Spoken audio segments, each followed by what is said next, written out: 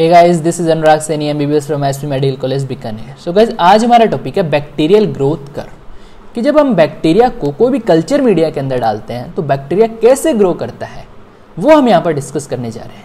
Guys, बहुत easy language में discuss करेंगे, पूरा वीडियो आप जरूर देखिएगा। सो ये हमारे पास बैक्टीरिया है, ये क्या है? बैक्टीरिया। ठीक है, जैसे हम बैक्टीरिया को कल्चर मीडियम के अंदर डालेंगे, ये क्या है? Culture medium. ठीक है, जैसे बैक्टीरिया को कल्चर मीडियम में डालेंगे तो बैक्टीरिया की जो ग्रोथ है, जो बैक्टीरिया की जो ग्रोथ है वो क्या शो करती है? डेफिनेट पैटर्न, शो है डेफिनेट पैटर्न।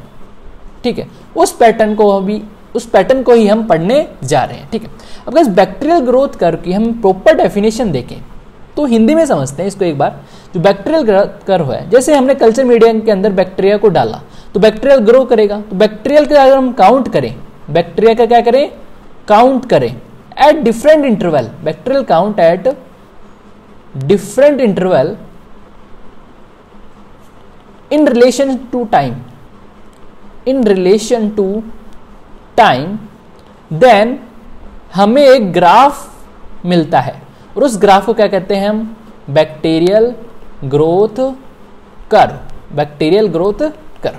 जब हम बैक्टीरिया काउंट करते हैं at different interval in relation to time, when we count the bacteria at different interval in relation to time, then we found a graph and that graph is known as bacterial growth curve. समझ में आ गया सारी चीजें?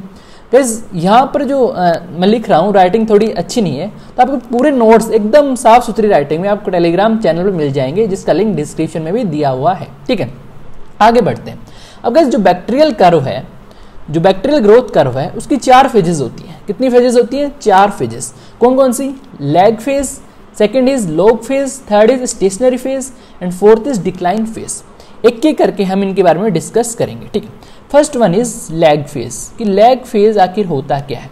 ठीक है, example से discuss करेंगे, सारी चीजों को हम एग्जाम्पल से डिस्कस करते हैं। ठीक है, दिस वन इज बैक्टीरिया।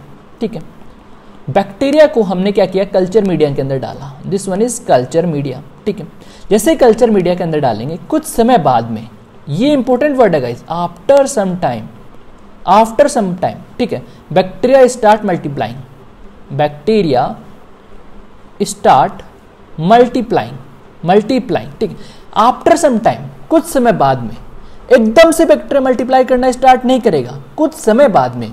और जो टाइम गैप है गाइस यहाँ पे, उस टाइम गैप को हम क्या बोलते हैं? Lag phase. लैग फेज कि मतलब बैक्टीरिया जो है वो एकदम से मल्टीप्लाई करना स्टार्ट नहीं करेगा, देयर इज सम गैप। ठीक है, उसके बाद ही बैक्टीरिया मल्टीप्लाई करना स्टार्ट करेगा और उस गैप को हम क्या बोलते हैं? Lag phase. ठीक है, ठीक है, क्लियर गाइस? अब समझते हैं आगे, कि मोर समझते हैं। ठीक, और ज्यादा समझते हैं।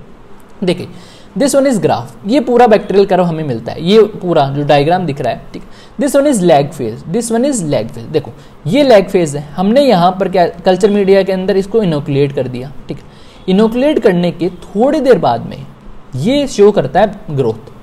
ठीक है, यहाँ पर ये क्या कर रहा है? ग्रोथ शो नहीं कर रहा, इस फेज को हम बोलेंगे लैग फेज, सपोज। ठीक है, अब गाइस एक दिमाग में क्वेश्चन आना चाहिए, why the time is required, कि हमें टाइम क्यों लग रहा है? बैक्टीरिया को ग्रोथ करने में टाइम क्यों लग रहा है? एकदम से बैक्टीरिया ग्रोथ क्यों नहीं कर पा रहा? तो इसका आंसर है guys, for enzyme and metabolic build up, कि बैक्टीरिया को अपनी ग्रोथ के लिए कुछ एंजाइम बनाना पड़ता है।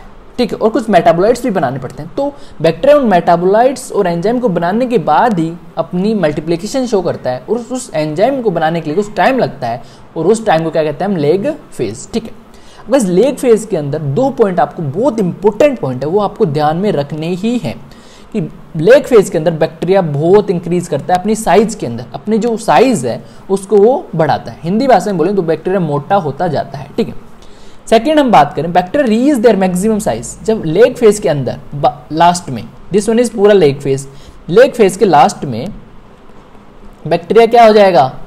Maximum size, maximum size at the end of lag phase. तो ये चीज आपको ध्यान में रखनी है। ठीक है, हमने 4 फेज बताई थी, this one is lag phase, this one is log phase, this one is stationary phase, phase of decline fourth. ठीक, हमने पहली स्टेज देख ली, लैग फेज हमने पूरा डिस्कस कर लिया कि कैसे लैग फेज होती है, क्या क्या उसके अंदर होता है।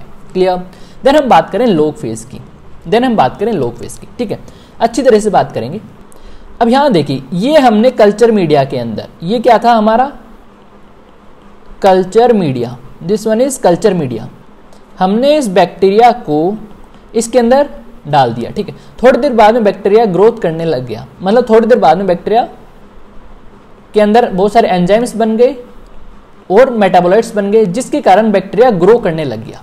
तो जिस फेज में बैक्टीरिया ग्रो करेगा उस फेज को हम क्या बोलते हैं, log phase, this one is log phase. इसके अंदर बैक्टीरिया क्या कर रहा है, ग्रो कर रहा है। और बैक्टीरिया कैसे ग्रो करेगा, एक्सपोनेंशियली ग्रो करेगा। कैसे ग्रो करेगा, एक्सपोनेंशियली ग्रो करेगा, ठीक है, क्योंकि बैक्टीरिया के पास सारे न्यूट्रिएंट्स हैं, कल्चर मीडिया है तो न्यूट्रिएंट्स हैं, सारे मेटाबोलाइट्स हैं, बैक्टीरिया ने सारे एंजाइम्स बना लिए हैं, तो बैक्टीरिया में कोई भी इनिबिशन फैक्टर नहीं होता, इसलिए बैक्टीरिया एक्सपोनेंशियली क्या करता है, ग्रो करता है। और एक्सपोनेंशियल ग्राफ कैसा आता है, स्ट्रेट लाइन आता है, आपने फिजिक्स में पढ़ा होगा, जो एक्सपोनेंशियल ग्राफ है वो स्ट्रेट लाइन है। तो यहाँ पर जो स्ट्रेट लाइन दिख रहा है वो क्या है, एक्सपोनेंशियल, मतलब लॉग फेज, ठीक है। So growth curve take a shape of straight line, ठीक है, ये आपको ध्यान रखना।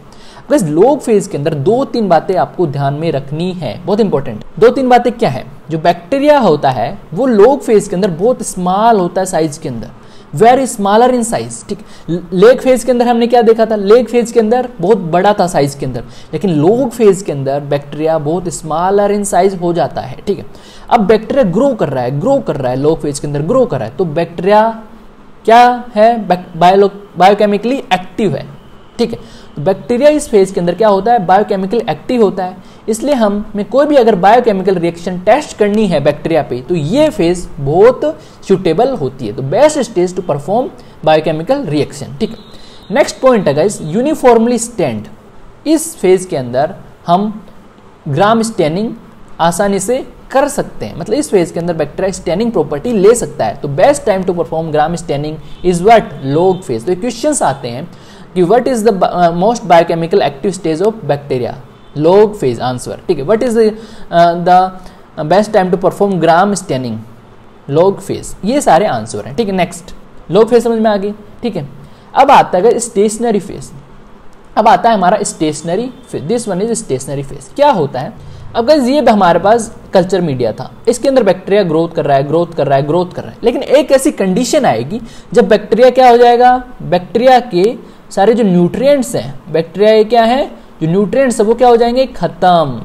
न्यूट्रिएंट्स जब खत्म हो जाएंगे तो बैक्टीरिया ग्रोथ नहीं कर पाएगा, ठीक है। अब यहाँ पे क्या लिख रखा है, after log phase bacterial growth ceases, bacterial की ग्रोथ सीज कर जाएगी, मतलब कम हो जाएगी। क्यों कम हो जाएगी वो हमने बता दिया, ड्यू टू एक्सोशन ऑफ न्यूट्रिएंट्स, ठीक है, न्यूट्रिएंट्स की कमी हो जाएगी और एक्यूमुलेशन ऑफ टॉक्सिक प्रोडक्ट्स, जो बैक्टीरिया के अंदर बहुत सारे मेटाबोलाइट्स बन रहे हैं उनकी वजह से जो टॉक्सिक प्रोडक्ट्स भी बनेंगे और उनका क्या हो जाता है, एक्यूमुलेशन हो जाता है, जिसके कारण जो बैक्टीरिया ग्रोथ है वो रुक जाती है, ठीक है। और बहुत सारे ऑटोलाइटिक एंजाइम्स भी बनने लग जाते हैं जो सेल्फ डिस्ट्रक्शन भी कर लेते हैं, ठीक है।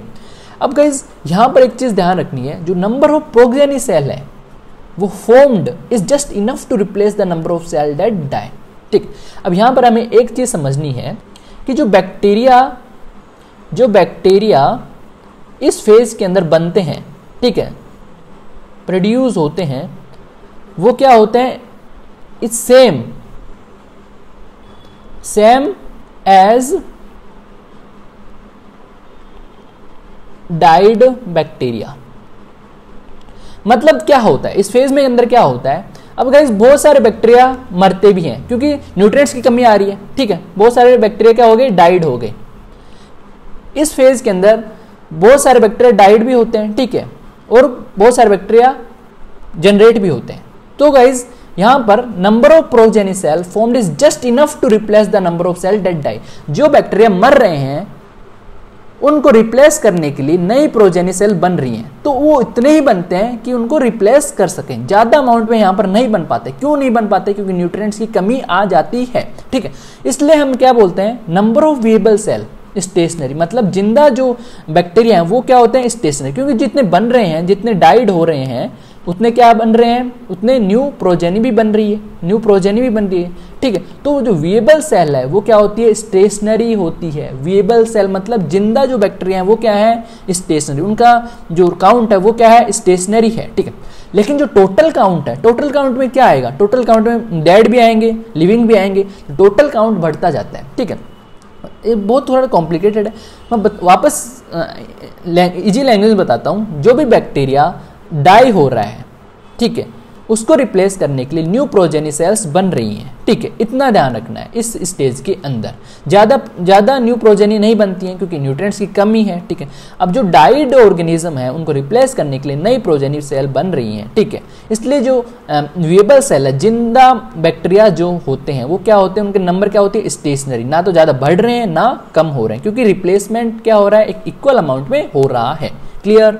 नेक्स्ट, तो स्टेशनरी फेज के अंदर भी बहुत सारे पॉइंट्स आपको याद रखने हैं। एस, डबल एस, ठीक है, एस मतलब स्टेशनरी, एस मतलब स्पोरुलेशन। स्पोरुलेशन इस फेज के अंदर ही होता है।